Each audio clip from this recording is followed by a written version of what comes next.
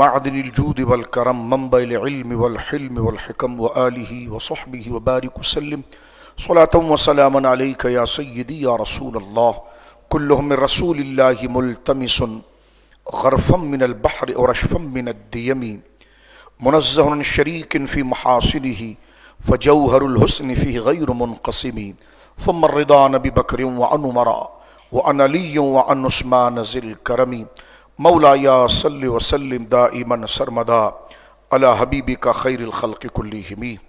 اللہ کی حمد و ثنا نبی محترم، نبی معظم، باعث تخلیق ارض و سما صلی اللہ علیہ وآلہ وصحبہ وبارک وسلم کی بارگاہ مقدسہ میں انتہائی محبت و عقیدت کے ساتھ درود و سلام پیش کرنے کے بعد تمام تعریف اللہ وحدہ لا شریک کے لیے ہے۔ بحمد اللہ تعالی 1445 ہجری کہ شعبان المعظم کی یہ آخری ایام جس میں میں اور آپ موجود ہیں، لیلۃ البراء نصف شعبان المعظم کو ہم پا چکے ہیں، اور نصف شعبان المعظم سے ہمارا سفر اب اس مقدس اور مبارک مہینے کے لیے موجود ہے جو عظمتوں والا، کرامتوں والا، نیکیوں والا، مغفرتوں والا، رحمت و غفران والا مہینہ ہے۔ یہ 15 دن ہمارے تزکیے کے دن ہیں، اپنی فکر کو، اپنے اخلاق کو، اپنے کردار کو ہر قسم کے ممنوع اور غیر اخلاق اور بد تہذیبی اور غیر اسلامی چلن سے اپنے آپ کو پاک کر کے استقبال رمضان کے لیے صرف اپنے ظاہر ہی کو نہیں بلکہ اپنی فکر کو اور اپنے ذہن کو خشیت الہی، محبت الہی، محبت رسول صلی اللہ علیہ وسلم وعز اسمہ اور اسلامی جو اخلاق و آداب ہیں جس میں اپنے خونی رشتوں کا لحاظ و خیال، ہر انسان اور بالخصوص مسلمان کا لحاظ و خیال، تولنے میں، بیچنے میں، خریدنے میں اعتدال و عدل کا لحاظ، بولنے میں سچائی کا لحاظ، دیکھنے میں حیا کا لحاظ، یہ تمام چیزیں تو پوری زندگی کے لیے ہمارے ساتھ ہیں جو ہمیں انسانیت کے قریب کر دیتی ہے اور زندگی کا حقیقی سکون عطا فرماتی ہے۔ لیکن بالخصوص جو مبارک و مقدس مہینہ ہمارے سامنے اپنے بازو کرامت کو کشادہ کیے ہوئے ہے اور ہمیں اپنی آغوش رحمت لینے کے لیے وہ تیار ہے، تو ہم اپنے آپ کو اس طرح تیار کریں کہ وہ ہمیں قبول کرے۔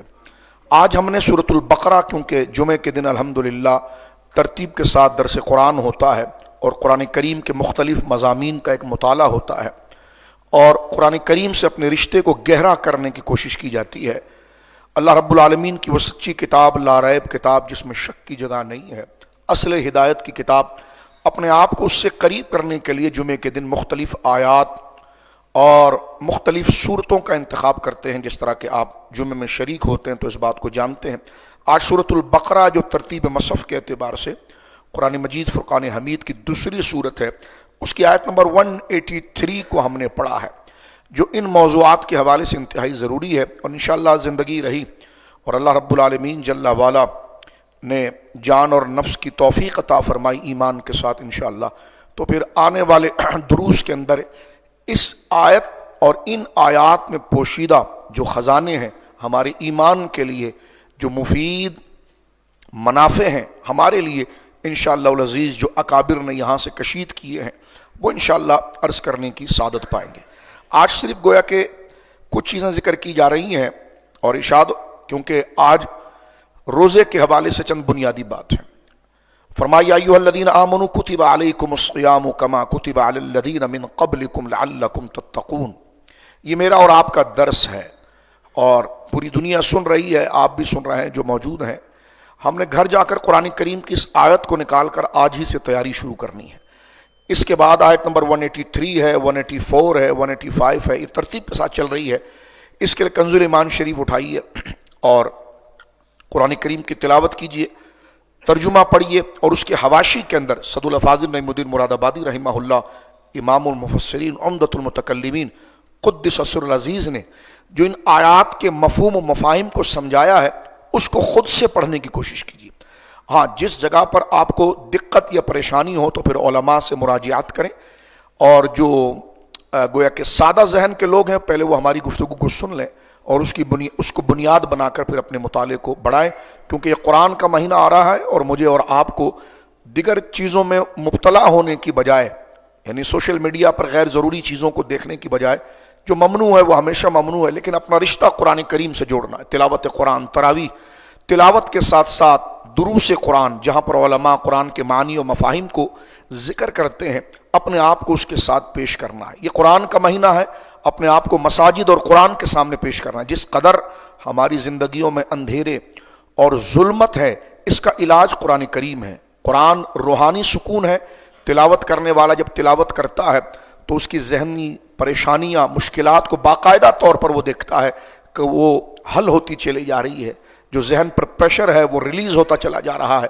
اور وہ اپنے آپ کو خود تلاوت قرآن کرنے والا محسوس کرتا ہے، ایسے کہ جیسے وہ پیدا ہوا ہے، جیسے بہت پرسکون نیند گزارنے کے بعد وہ مکمل فریش ہو چکا ہے۔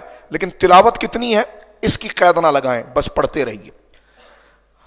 ہم قید لگا لیتے ہیں تو پھر اس حد کو مکمل کرنے پر ساری توجہ ہو جاتی ہے، اس حد کی طرف نہ جائیں، بس تلاوت کریں۔ چاہیے یہ کہ قرآن مجید رمضان شریف میں کئی دفعہ ختم ہو، لیکن تلاوت کے ساتھ ساتھ کہ ہم نے اس تعداد کو مکمل کرنا ہے وہ اچھی بات ہے، لیکن ساتھ ساتھ براہ راست تلاوت کی طرف توجہ ہونی چاہیے کہ اللہ نے مجھے اور آپ کو یہ سعادت دی ہے کہ ہم اللہ کے کلام کو پڑھ رہے ہیں، اور اس کلام کو پڑھ رہے ہیں جو نبی مکرم صلی اللہ علیہ وسلم کے سینے مبارکہ پر اترا، جس کو حضور نے پڑھا، صحابہ نے پڑھا، اہل بیت نے پڑھا۔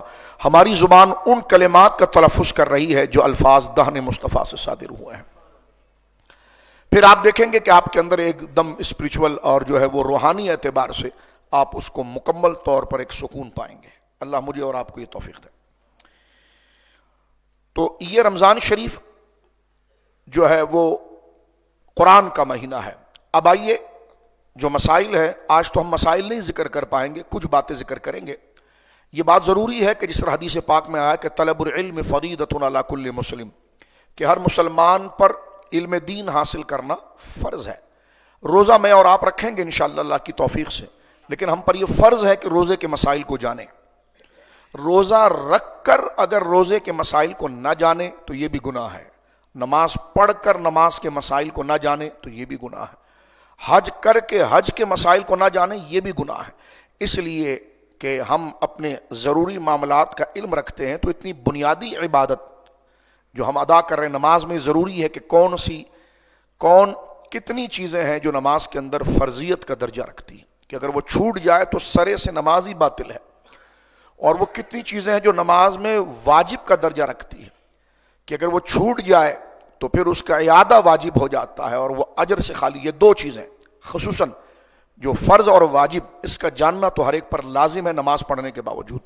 اسی طرح روزے کے بارے میں یہ بھی ضروری ہے کہ روزہ کس کو کہتے ہیں، روزہ کب سے کب تک ہوتا ہے، روزے کی تعریف کیا ہے، روزہ کن احتیاط کا نام ہے، کیا چیزیں ہیں اگر وہ کر لی جائیں تو روزہ فاسد ہو جاتا ہے، کیا چیزیں ہیں جو کر لی جائے تو روزہ مکروہ تحریمی ہو جاتا ہے۔ یہ دو باتیں ہر نمازی کو، ہر روزے دار کو جاننا ضروری ہے، چاہے وہ عالم ہو یا غیر عالم ہو۔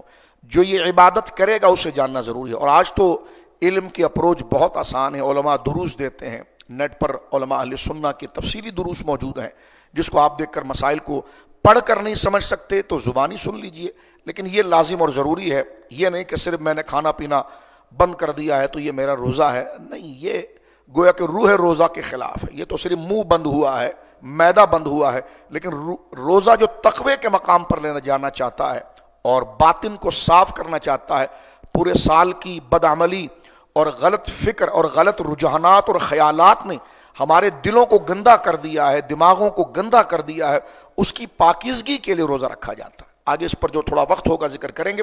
یہاں صرف ہم ایک نقشہ ذکر کر رہے ہیں مختصر انداز میں، تاکہ قرآن کے مطالعے کے لیے ہماری طبیعتیں تازہ ہو جائیں۔ فرمایا یا ایھا الذین آمنوا، اے ایمان والو، کتب علیکم الصیام، تم پر روزہ فرض کیا گیا ہے، کما کتب علی الذین من قبلکم، جیسے تم سے پہلوں پر روزہ فرض کیا گیا ہے، لعلکم تتقون، یہ روزہ تم پر کیوں فرض کیا گیا ہے؟ تاکہ تم پرہیزگار ہو جاؤ، متقی ہو جاؤ، پرہیزگار ہو جاؤ۔ یہ آیت کریمہ گویا کہ روزے کی فرضیت کے بارے میں بات کرتی ہے۔ فرما ایام معدودات، یہ معدود چند دنوں میں ہے، چاند 29 کا ہوگا تو ایام معدودات، 29 کا نہیں ہوا 30 کا ہوا تو ایام معدودات، فرمایا یہ گنتی کے دن ہے۔ یا پھر فرمایا کتب علیکم الصیام کما کتب علی الذین من قبلکم، بڑی قیمتی بات، فرمایا تم سے پہلوں پر بھی روزہ فرض کیا گیا، یعنی یہ وہ عبادت ہے۔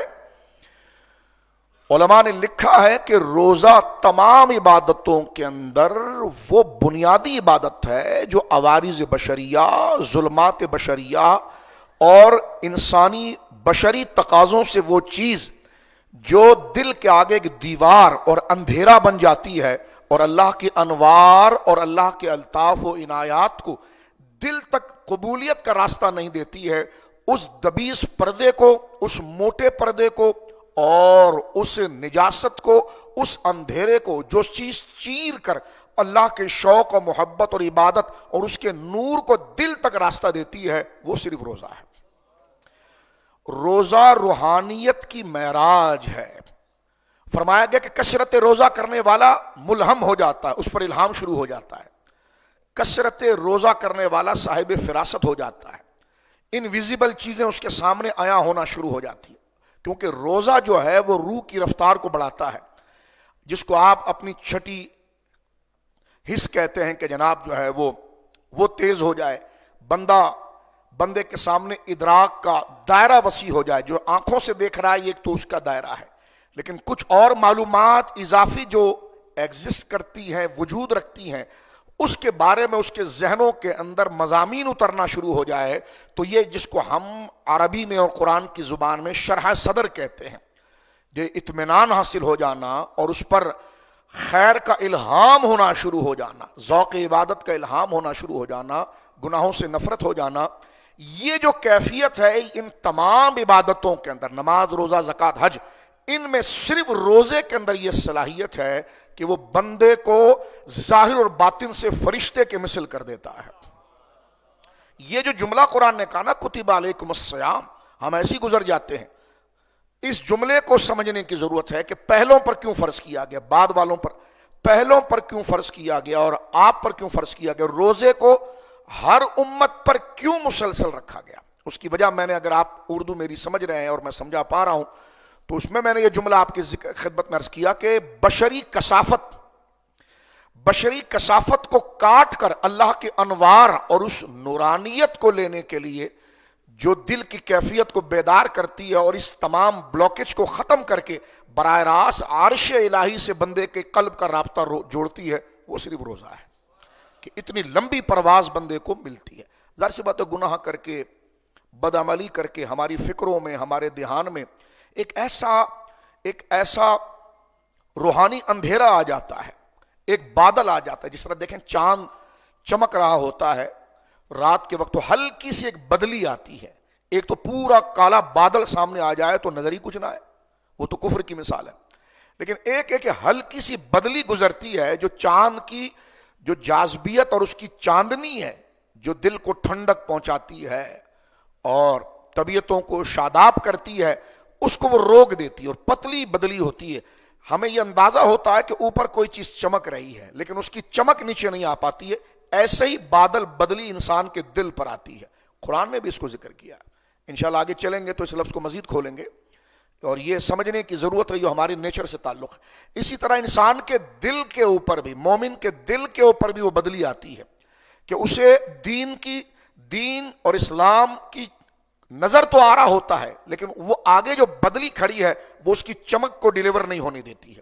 اور یہ راستہ براہ راست، جس طرح چاند کی مثال میں نے دی ہے، آپ کو نظر آئے گا آسمان پر کہ کوئی چیز روشن ہے اوپر، لیکن اس کی چاندنی چھن کر نیچے آئے، وہ پتلی بدلی اتنی دبیز ہوتی ہے، اتنی کثیف ہوتی ہے، وہ نیچے نہیں اترنے دیتی ہے اور آپ کی آنکھ کو براہ راست اس نور کے قریب نہیں ہونے دیتی ہے۔ اسی طرح جو اللہ کے انوار ہیں، جو نیکیوں کا شوق ہے، جو ذوق ایمان ہے، جو شرح صدر ہے، جو ایمان کی لذت ہے، جو ایمان کا تقاضا ہے، وہ جو رب کے عرش سے چمک رہا ہوتا ہے حضور کے فیضان سے، بندے گناہوں کی وجہ سے، بدعملیوں کی وجہ سے ہمارے دلوں کے اوپر ایک پتلی سی بدلی آ جاتی ہے کہ ہمیں نظر تو آتا ہے کہ کوئی چمک ہے، لیکن وہ چھن کر ہم تک نہیں پہنچ سکتی، بلکہ وہ چھننا چاہتی ہے۔ وہ دبیز جو بادل نما جو کیفیت ہماری بدعملی کے نظر آتی ہے، ہمارے دل میں اتنی سخت نہیں ہوتی کہ ہم اوپر پہنچ سکے، اور وہ بدلی اس نور کو روک رہی ہوتی ہے۔ تو جس طرح چاندنی کے آگے وہ بدلی ہوتی ہے، اس طرح اللہ کے انوار اور ہمارے قلب، ہمارے ذوق، ہمارے باطن کے درمیان ہماری بد عملیاں، گناہ ایک باریک بدلی کی طرح سامنے آ جاتے ہیں۔ مومن اس لیے ہم رہتے ہیں کہ ہمیں پتہ چلتا ہے کچھ چمک رہا ہے، یہ ہمارا ایمان بس اتنا کمزور ہوتا ہے کہ ہمیں چمکتا ہوا نظر آتا ہے کہ کچھ ہے، لیکن وہ کیا ہے؟ تو ایمان کی کمزوری کی وجہ سے صرف ہمیں ایمان کی تصدیق نظر آتی ہے لیکن اس کا فیضان نظر نہیں آتا۔ تو علماء نے، صوفیاء نے، اکابر نے لکھا ہے کہ اس بدلی کو کاٹ کر اس عرش الہی کے فیضان کو براہ راست سورج کی روشنی کی طرح لا کر جو دل میں اتارتی ہے، اس کو کاٹنے والی عبادت کا نام روزہ ہے۔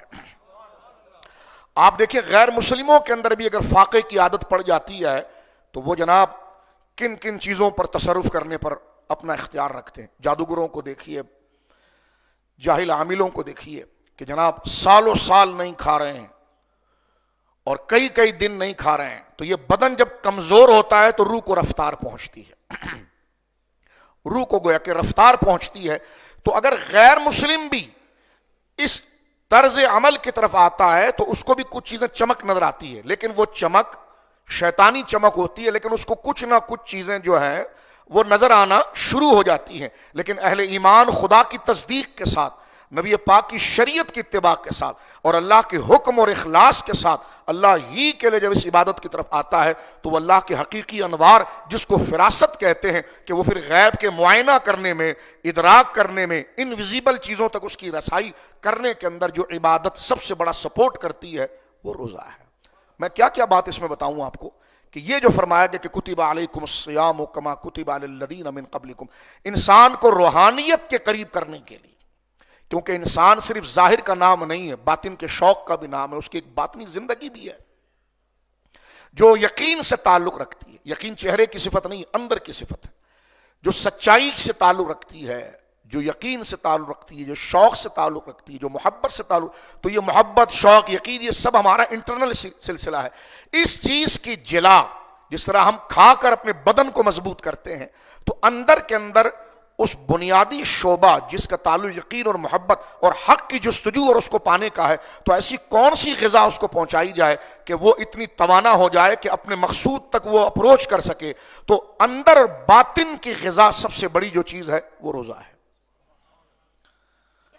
اس لیے صوفیاء کرام رضوان اللہ اجمعین کا یہ عمل رہا ہے، اللہ کے ولیوں کا۔ اب دیکھیں حضور سید عالم کا عمل مبارک کہ حضور نے آخری عمر شریف کے اندر گویا کہ آپ نے صوم وصال رکھے، ایک دفعہ سحری کر لی ہے، پھر افطاری نہیں کی، پھر سحری نہیں کی، پھر افطاری نہیں کی، پھر سحری نہیں کی، پھر افطاری نہیں کی، پھر سحری نہیں کی، پھر جا کے افطاری کی۔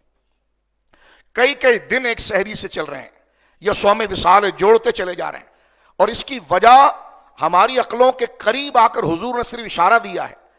ظاہر سی بات ہے جو جس فیلڈ کا ہوتا ہے وہ اس فیلڈ کو جانتا ہے۔ آپ انجینئر ہیں، آپ ڈاکٹر ہیں، آپ باتیں کیجئے، میرا کوئی تعلق ہی نہیں، میں کیا اپروچ کروں گا اس سے، لیکن آپ جس فیلڈ کے اندر ہیں اس فیلڈ کا اشارہ دیں گے تو آپ کے جو فیلڈ کے لوگ ہیں وہ کہیں گے کیا بات کر دی آپ نے، ہم نے تو یہ پڑھا تھا۔ تو روحانیت سے جو تعلق رکھتے ہیں اور حقیقت اور باطن سے تعلق رکھتے ہیں، وہ اس مسئلے کو سمجھنے کی کوشش کرتے ہیں جو رسول مکرم صلی اللہ علیہ وسلم نے ارشاد فرمایا کہ یا رسول اللہ آپ کچھ کھا نہیں رہے، کچھ پی نہیں رہے، بخاری مسلم میں موجود ہے۔ اور یہ بھی روزہ حضور نے آخری عمر شریف میں رکھا ہے، جب بدن خوراک کو چاہتا ہے، کوئی توانا چیز کو چاہتا ہے۔ اور جناب سید عالم صلی اللہ علیہ وسلم سرکار تو امام الانبیاء ہیں اور سید الاولیاء ہیں، سید المحبوبین ہیں، تو حضور سید عالم تو جس پر ایک نظر ڈال دیں تو وہ مقام احسان پر پہنچتا ہے اور ولایت کے منتہا پر پہنچ جاتا ہے۔ جیسے صحابہ اکرام پر ایک نظر ڈالی تو ان کو نیت میں اتنا مخلص کر دیا کہ وہ آدھی مٹھی جو بھی دیں تو اس کا اجر سونے کے پہاڑ کی طرح ہو جاتا ہے، حالانکہ سونے کا پہاڑ زیادہ ہوتا ہے، مٹھی جو کم ہوتی ہے۔ تو فرمایا عمل سے نیکی نہیں ملتی، نیت سے ملتی ہے، اور نیت کو پاک کرنا ہے کہ اللہ کی طرف ہی رہے، غیر کی طرف نہ جائے۔ تو حضور کی ایک نظر صحابی کو اس مقام پر پہنچا دیتی ہے کہ وہ اندر سے اس قدر مخلص ہو جاتا ہے اور اس کلمے کا واقعی میں مصداق ہو جاتا ہے کہ ما فی قلبی غیر اللہ، کہ میرے دل میں اللہ کے علاوہ کسی کا دھیان نہیں ہے۔ خدا کی طرف دھیان جتنا جائے گا نیکی بڑھتی چلی جائے گی، بندے کی طرف جتنا جائے گا عمل تو بہت بڑا ہوگا لیکن نیکی کم ہوتی چلی جائے گی، عمل تھوڑا ہوگا، دھیان ایمان اللہ کی طرف بڑھتا چلا جائے گا تو وہ چھوٹی سی نیکی بڑھتی چلی جائے گی. تو صحابی وہ ہیں جن کو رسول اللہ فرماتے ہیں کہ لو ان احدکم انفق مثل احد ذهبا، میرے وہ امتی جنہوں نے مجھے نہیں دیکھا وہ اللہ کی راہ میں احد کے پہاڑ کے برابر اگر سونا خرچ کریں، خود کے پہاڑ کے برابر سونا خرچ کریں، پہاڑ بھی بڑا سونا بھی قیمتی، اور فرمایا کہ ما بلغ مد احدہم او نصیفہ، اور میرا صحابی آدھی مٹھی جو لے کر آ جائے تو وہ آدھی مٹھی جو دکھنے میں مقدار میں کم ہے، دکھنے میں سونے کے مقابلے میں سستا ہے، دکھنے میں پہاڑ کے مقابلے میں کم ہے، لیکن حضور فرماتے وہ آدھی مٹھی جو کا مقابلہ تمہارا سونا اور وہ بھی پہاڑ کے مقابلے پر نیکی میں نہیں کر سکتا. کیوں نہیں کر سکتا؟ فرمایا اس لیے کہ عمل تمہارا بڑا ہے، بظاہر اس کا کم ہے، اجر اس کو اس لیے مل رہا ہے کہ وہ نیت مخلص ہے، یعنی جب وہ تھوڑا بھی کام کرتا ہے تو 100% اللہ کی طرف دھیان ہوتا ہے. تم جب کرتے ہو تو تمہارا دھیان اپنی ذات کی طرف، اپنی دکھاوے کی طرف، معاملات کی طرف ہوتا ہے. تو صحابی بھی تو ہماری طرح انسان ہے، وہ نیکی میں ایسا مخلص کیوں ہوتا ہے؟ تو اس میں اس کا کمال نہیں ہوتا، نگاہ مصطفیٰ کا کمال ہوتا ہے. حضور ایک نظر ڈالتے ہیں تو بندہ مقام احسان پر پہنچتا ہے. تو اندازہ لگائیے مقام احسان سب سے بڑا مقام ہے کہ ان تعبد اللہ کانک ترا، اپنا دھیان یوں رکھ جیسے تو خدا کو دیکھ رہا ہے، بس اور کچھ بھی نہیں. فرمایا اس پر نہیں تو دھیان پھر یوں رکھ کہ خدا تجھے دیکھ رہا ہے، یعنی تو خدا کو دیکھ رہا ہے، اس کا مطلب یہ ہے کہ درمیان میں کسی انسان کا گزر نہ ہو، اور خدا تجھے دیکھ رہا ہے اس وقت بھی کسی انسان کا گزرنا ہو. یہ تو مقام احسان ہے. حضور جس پر نظر ڈال دیں، صرف ایک نظر میں وہ صحابی مقام احسان پر پہنچے، تو حضور کے مقام کا کون اندازہ لگا سکے؟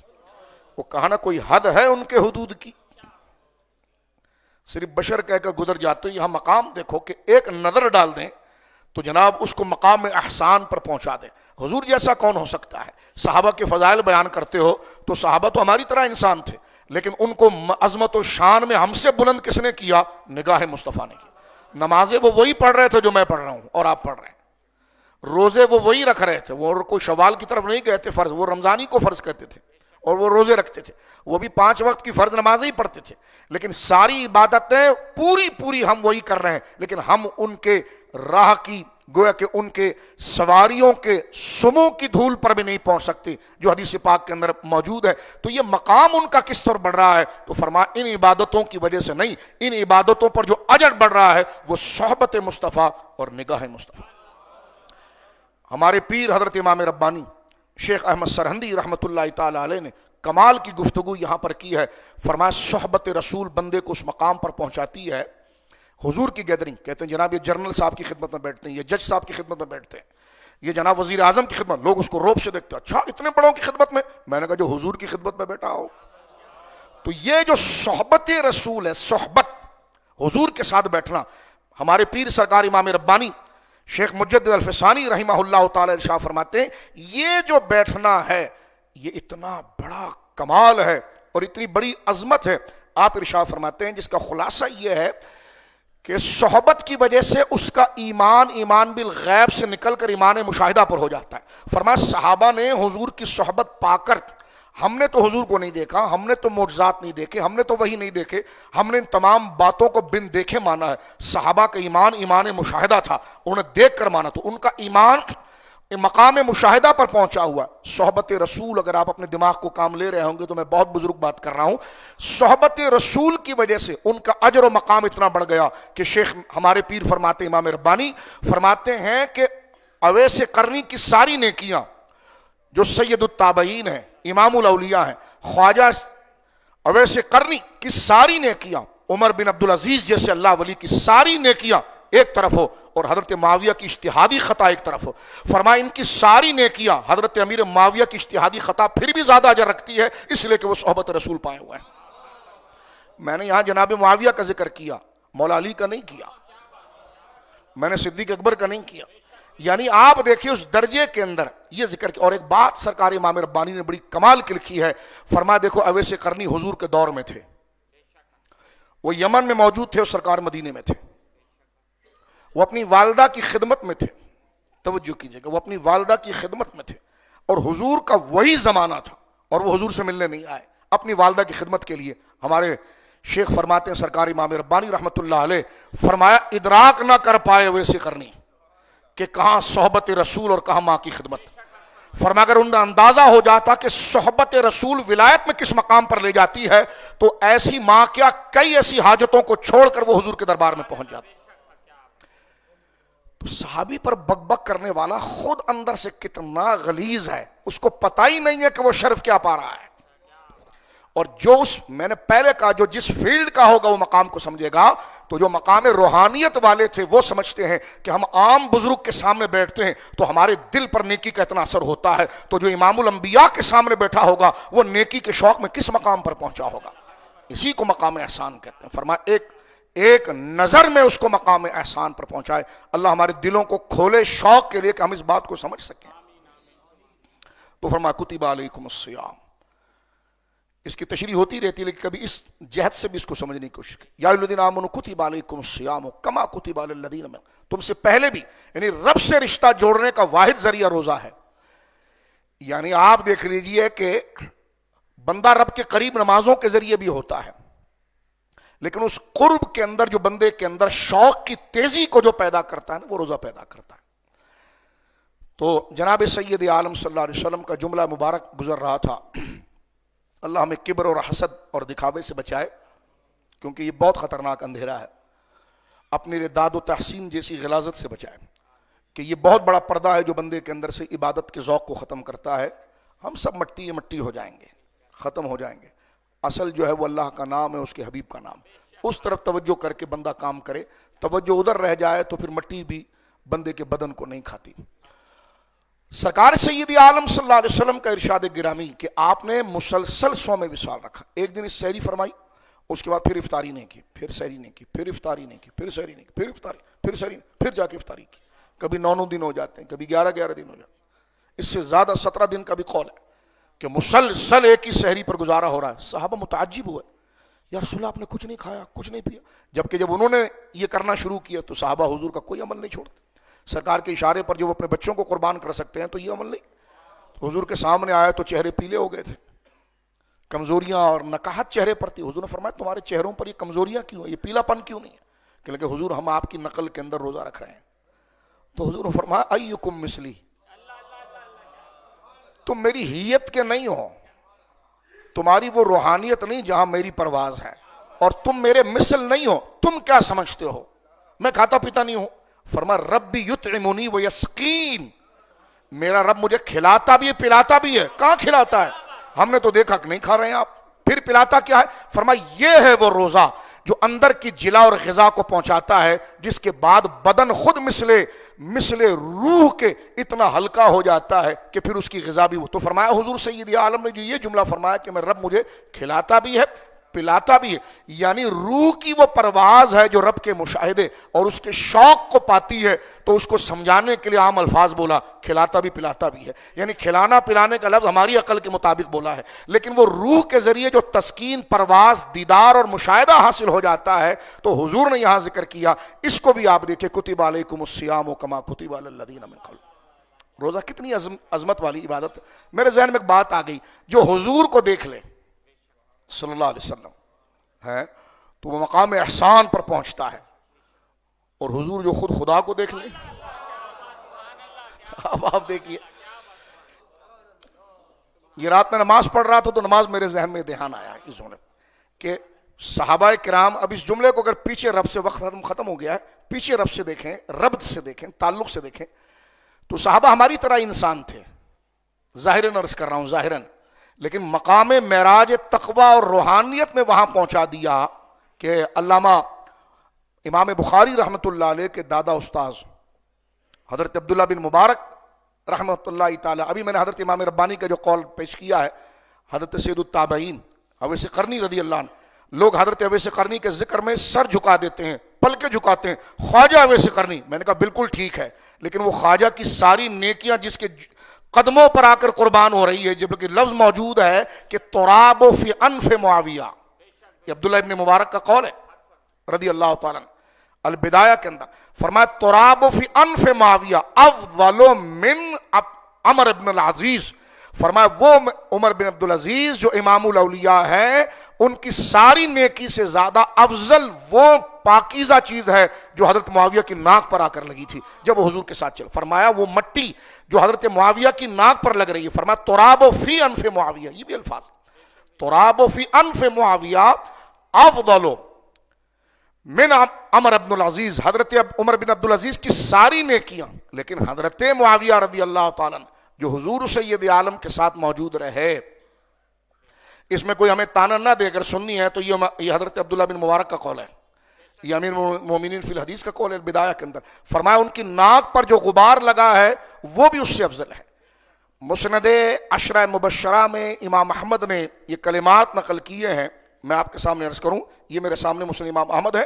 حضرت سعید بن زید جو عشرہ مبشرہ میں سے ہیں، امام احمد نے جو مسند کو جمع کیا ہے اس میں سارے صحابہ کی مسند لائیں، مسند ابو بکر، حضرت مسند عمر، مسند عثمان، مسند علی، مسند کوفیین، مسند شامیین. تو یہ ساری مسانید نے میں جمع کر کے آپ نے پورا ایک ذخیرہ حدیث جمع کیا ہے مسند امام احمد، جن کے شہزادے حضرت عبداللہ اس کے راوی ہیں، اور پھر وہ سند چلتی ہے. تو اس میں مسند عشرہ مبشرہ جہاں 10 صحابہ ہیں، 4 تو خلفاء راشدین ہو گئے، 6 جو اگلے ہیں، ان کی سند سے جو سرکار علیہ الصلوۃ والسلام سے براہ راست سے احادیث لائے ہیں، اس میں حضرت سعید بن زید جو عشرہ مبشرہ میں سے، ان کا ایک قول کا ایک ہی جملہ فرماتا ہوں، وہ عرض کرتا ہوں. فرمایا قال واللہ لما اشہد شہیدہ رجل یغیر فیہ وجہ مع رسول اللہ افضل من عمل احدکم ولو عمر نوح علیہ السلام. فرمایا کہ خدا کی قسم، جس شخص نے حضور علیہ الصلوۃ والسلام کے ساتھ حالت ایمان میں سفر کیا اور حضور کے ساتھ چلنے میں راستے کے غبار اور مٹی اڑنے سے اس کا چہرہ غبار آلود ہوا، تو حضور کے ساتھ چلنے میں جو غبار اس صحابی کے چہرے پر لگا، صحابی نہیں، وہ غبار حضور کے ساتھ چلنے میں جو اس صحابی کے چہرے پر لگا، یہ حدیث شریف بالکل صحیح ہے. فرمایا یغیر فیہ وجہ مع رسول اللہ افضل من عمل احدکم، قیامت تک کے ولیوں کے عمل سے وہ مٹی افضل ہے.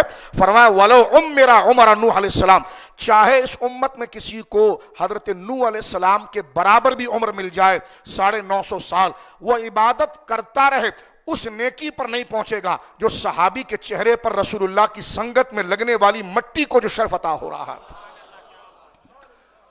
کوئی حد ہے ان کے حدود کی؟ ان کے حضور کے غلاموں کی شان آپ دیکھیں.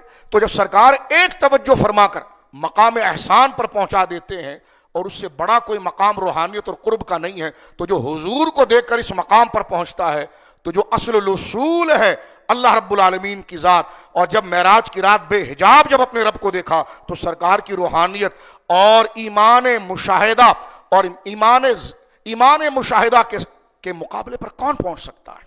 اس مرتبے پر کون آ سکتا ہے؟ اس لیے سارے انبیاء کی تصدیق اور حضور کی تصدیق میں یہی عظیم ترین بلندی ہے. فرمایا کہ کتب علیکم الصیام کما کتب علی الذین من قبلکم. بات کو ختم کرتے ہیں. اللہ رب العالمین نے بندوں کی طبیعتوں کی طاقت، بساط اور کیپیسٹی کو دیکھتے ہوئے قدرت نے بڑا کرم کیا. سب سے پہلے نماز کو فرض کیا تاکہ بدن، پہلے جو 13 سال مکے کے اندر گزرے ہیں فرضیت نہیں اتری ہے، صرف عقیدے کی پختگی، بس توحید رسالت آخرت، توحید رسالت آخرت، یہ 13 سال مکی کے اندر صرف عقیدے پر بس تمہارا وظیفہ کیا ہے؟ توحید مضبوط کرو، اللہ پر یقین مضبوط کرو، رسول اللہ کی اطاعت اور سنگت اور ایمان پر یقین مضبوط، آخرت پر. 13 سال تک صحابہ کرام کے عقیدے کی تربیت ہوئی، اور جیسی ہجرت کر کے حضور سید عالم مدینہ منورہ میں آ رہے ہیں، شب معراج نماز مل رہی ہے. سب سے پہلے نماز کی فرضیت باقاعدہ بصورت عبادت آئی کہ بدن، اور آسان عبادت آئی کہ جس میں بدن جو ہے وہ رب کے حضور حاضر ہو جائے. جب بندہ اس پر تیار ہوا تو پھر اس سے تھوڑے سخت عبادت کی طرف آیا کہ کمایا تو نے کہاں؟ کہا پھر تو زکوٰۃ ادا کر. جان کو پیش کرنے پر جب بندہ تیار ہو گیا تو اب اس کو کہا گیا کہ جناب اب مال بھی رب کے لیے دے، اپنے لیے بھی رکھ، اور جو دے کر تو نے رکھا ہے نا وہ بھی وہ ہے جو تجھے قبر و حشر میں وہ مال ہی دائمی ہو گیا ہے. زکوٰۃ ادا کر کے تو نے جو مصارف ہے اس کو دینے کے بعد جو مال تیرے پاس بچ گیا اس سے تو نے کھایا پیا یا رکھا، جو کیا، یہ مال خود تیرا ایک عمل بن گیا جو قبر میں تیرے ساتھ معاونت کرے گا، یعنی دگنا در دگنا ہوتا چلا گیا. اب مال جمع کرنا جائز ہے. اگر زکوٰۃ دیے بغیر مال جمع کرے گا تو قرآن نے کہا یہ کنز ہے، یہی سونا سانپ بن کر قبر میں آ جائے گا۔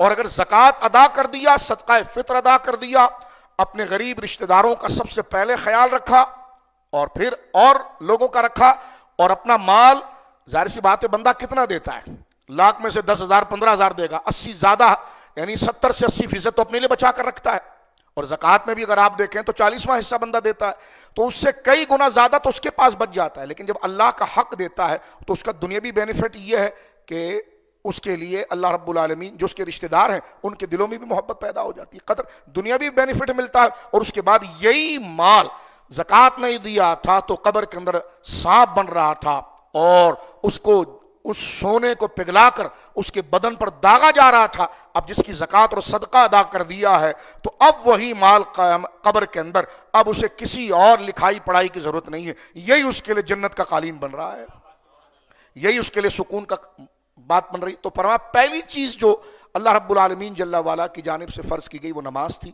اور دوسرا پھر مال پیش کرنے کے لیے وہ زکوٰۃ تھی، اور تیسرے درجے کے اندر روزہ لایا گیا جو زکوٰۃ سے زیادہ شدید عبادت ہے، کہ جس میں بندہ بھوکا رہتا ہے، پیاسا رہتا ہے۔ تو یہ ترتیب کے ساتھ میں نے صرف اسی جملے پر تھوڑی اپنے اور آپ کے اندر جو بزرگوں نے لکھا ہے ایک روحانیت اور شوق کو بھڑکانے کے لیے میں نے عام طرز سے ہٹ کر اس طرف گفتگو کرنا چاہیے کہ کتب علیکم الصیام کما کتب علی الذین من قبلکم، یہ کیوں کہا گیا ہے اور اس میں کتنی روحانیت ہے اور کس قدر جاذبیت ہے۔